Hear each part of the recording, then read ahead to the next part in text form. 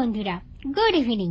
আজকের আমি তোমাদের সঙ্গে শেয়ার করব ইয়াম্মি টেস্টি ম্যাঙ্গো স্পঞ্জ কেকের রেসিপি। তো ম্যাঙ্গো স্পঞ্জ কেক বানাতে আমার যে যে ইনগ্রেডিয়েন্টস গুলো লাগবে, চলো ঝটপট করে একবার সেগুলো তোমাদের আগে বলে দিয়ে নিই। তো 1 কাপ ময়দা লাগবে, 2টো ডিম লাগবে, হাফ কাপ সুগার লাগবে, মানে চিনি লাগবে। চিনিটা যদি পেস্ট করা হয় সেটা আরো ভালো, মানে গুঁড়ো করে রাখা চিনি হয় তাহলে দেন সেটা আরো ভালো হয়।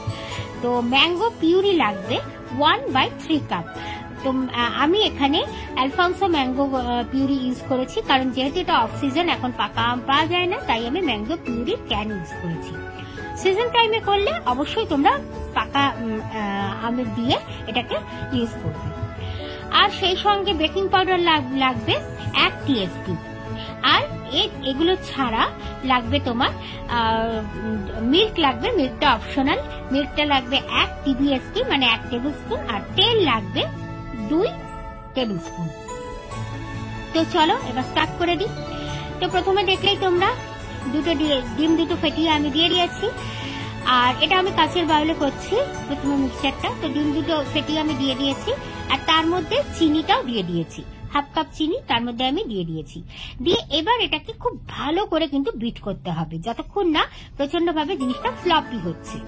তারপরে দেখো আমি দিয়ে দিলাম এর মধ্যে ম্যাঙ্গো পিউরি, যেটা নিয়েছিলাম সেই ম্যাঙ্গো পিউরিটা দিয়ে আবার এটাকে আমি ভালো করে বিট করছি, যতক্ষণ না জিনিসটা আবারও ফ্লপি হচ্ছে এবং খুব সফট হয়ে যাচ্ছে। জিনিসটা উপর থেকে যখন ফ্যান আপ যতক্ষণ না হচ্ছে ততক্ষণ আমি এটা বিট করেই যাব। এইবার আমি এর মধ্যে ময়দা মেশালাম, বাট ময়দা কিন্তু আমি 1 কাপ নিয়েছি, কিন্তু 1 কাপ পুরো একসঙ্গে মিশিয়ে দেবো না। প্রথমে কিছুটা দিলাম, দিয়ে আমি তার মধ্যে আবার বেকিং পাউডারটা মেশালাম, মিশিয়ে জিনিসটা আবার এই ব্যাটারটা পুরো ভালো করে আবার তৈরি করে নিচ্ছি। নিয়ে আবার দেখো বাকি ময়দাটুকু মিশিয়ে দিলাম। ময়দা যদি লাগে তোমরা সামান্য আরেকটু ইউজ করতে পারো, তবে সেটা মানে প্রয়োজন অনুযায়ী। তবে মাপ মতো তোমরা 1 কাপই ময়দা নেবে। তো এবার দেখো আমি এর মধ্যে দিচ্ছি মিল্ক নিয়ে নেওয়ার কথা হচ্ছে 1 টেবিল স্পুন। তো আমি 1 টেবিল স্পুন মিল্কের মধ্যে দিয়েছি, আর সঙ্গে দিলাম 2 টেবিল স্পুন অয়েল। এই কেকটা কিন্তু সম্পূর্ণ কোন রকম বাটার ইউজ করা যাবে না, এই কেকটা পুরোপুরি তেল দিয়ে তৈরি করতে হবে। হ্যাঁ, তবে তেলটা কিন্তু পুরোপুরি পিওর ভেজ, মানে ভেজিটেবল অয়েল যেগুলো হয়, একবারে কোন রকম গন্ধ ছাড়া, কালার ছাড়া, সেই রকম তেল নিতে হবে।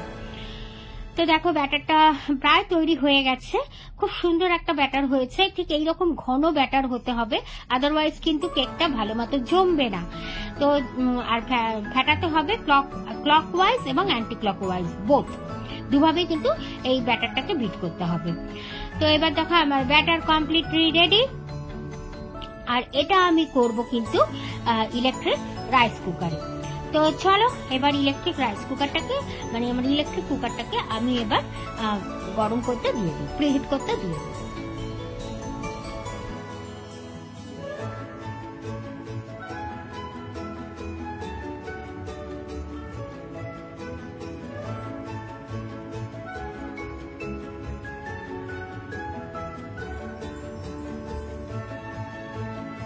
আর হ্যাঁ, চাইলে এই সময় তোমরা এর মধ্যে কিন্তু ছোট ছোট মানে আমসত্ত্বের কুচি সেটা এর মধ্যে দিয়ে দিতে পারো, তাতে কিন্তু খুব সুন্দর লাগে খেতে।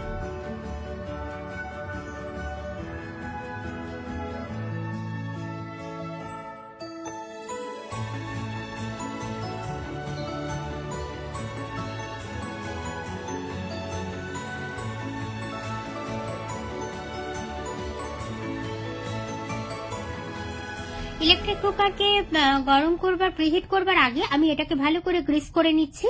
তো পুরোপুরি মানে পুরো কুকারের ভিতরে যে প্যানটা থাকে সেই প্যানটাকে কিন্তু খুব ভালো মতো অয়েল দিয়ে গ্রিস করে নিতে হবে, আদারওয়াইজ কেকটা কিন্তু লেগে যাবার চান্স থাকবে নিচে। তো সেটা ভালোভাবে খেয়াল করতে হবে। তোমরা চাইলে এর মধ্যে বাটার পেপারও ইউজ করতে পারো, তবে আমি বাটার পেপার ইউজ করিনি। আমি ডাইরেক্ট এর মধ্যে এটা প্রিহিট করার পর, আমি প্রিহিট অপশনটা তোমাদের দেখাইনি, মানে প্রিহিট পোর্শনটা দেখাইনি, সেটা স্কিপ করে গেছি। তো আমি ডাইরেক্ট এখন ব্যাটারটা এর মধ্যে দিয়ে দিলাম, আর দিয়ে আমি এখন এটাকে কুকারের মধ্যে দিয়ে দেব।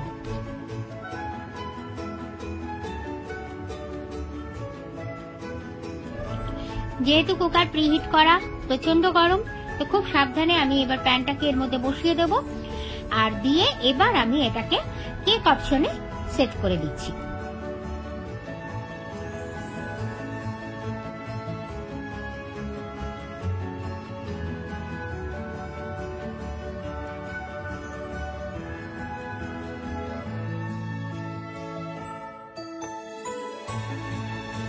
কেক অপশনের টাইম হচ্ছে 50 মিনিটস। তো চলো এটা হোক, আমি 50 মিনিটস পর তোমাদের দেখাবো। তবে মাঝে মাঝে আমি চেক করব জিনিসটা কতটা কি হয়েছে। তো এখন দেখো আবার 39 মিনিটস বাকি। আমি 11 মিনিট পর চলে এলাম এটাকে একটুখানি চেক করতে, দেখতে কেকের অবস্থা কিরকম আছে। তো চলো দেখা যাক কেকটা এখন কিরকম হয়েছে। ওয়াও, কেক দেখো মোটামুটি একটু হালকা ফ্লপি হয়েছে, তার মানে জিনিসটা তৈরি হচ্ছে, যদিও নরম আছে এখনো। আর তাহলে হোক, এটা আবার কমপ্লিট হওয়ার পর আসছি। তো ভেবেছিলাম কমপ্লিট হওয়ার পরে খুলবো, তারপর আবার ভাবলাম না 20 মিনিট হয়েছে, তখন একবার দেখেই নি কেকের অবস্থা কিরকম আছে।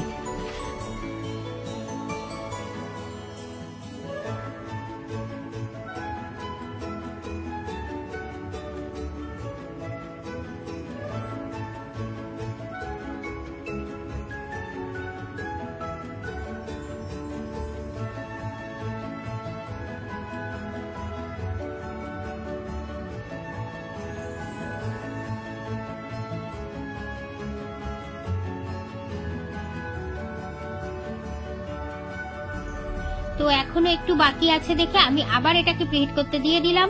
এবার আমি পুরো একবারে কমপ্লিট হলে একবারে তোমাদের দেখাচ্ছি। তো দেখো আমার কেক কমপ্লিট, নিয়ে চলে এসেছি। এবার আমি এটাকে, আমার মেন কাজ হচ্ছে এটাকে ডিমোল্ড করা। তো চলো সাইডটা হালকা করে ছুরি দিয়ে দিয়ে সাইডটাকে আলাদা করছি, করে এবার আমি এটাকে ডিমোল্ড করব।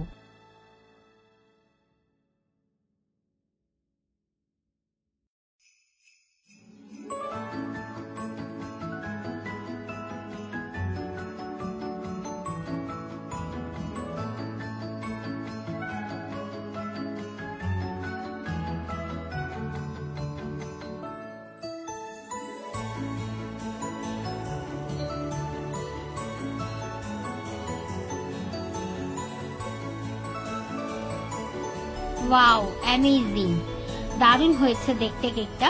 তো আর খুব স্পঞ্জি হয়েছে জিনিসটা, আমি ধরে মানে হালকা প্রেস করে করে দেখছি, ভীষণই স্পঞ্জি হয়েছে। আমার মানে কাটতে ইচ্ছে করছিল না, এত সুন্দর শেপটা হয়েছে। কিন্তু তাও তোমাদের আমি একটু কেটে দেখাচ্ছি জিনিসটা কতটা স্পঞ্জি হয়েছে। আর এর ওপর কিন্তু চকলেট সস ঢেলে খেতেও খুব সুন্দর লাগে। যদিও এটা ম্যাঙ্গো ফ্লেভারের কেক, কিন্তু তাও কিন্তু চকলেট সস ঢেলে খেতেও দারুণ লাগে।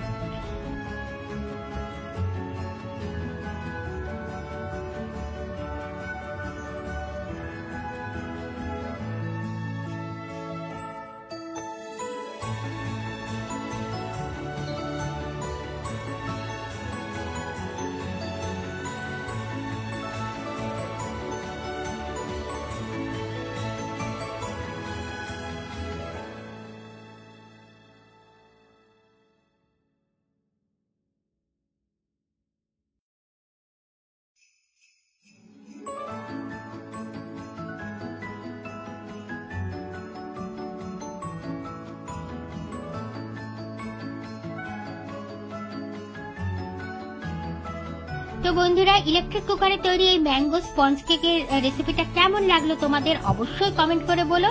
আর ভালো লাগলে একটা ছোট্ট করে লাইক দিয়ে দিও। যারা এখনো আমার প্রোফাইলটা ফলো করনি ফলো করে নিও, যারা ইউটিউব চ্যানেলটা সাবস্ক্রাইব করনি সাবস্ক্রাইব করে দিও। দেখলে তো কত সুন্দর স্পঞ্জি হয়েছে জিনিসটা। তো চলো আজকের মতো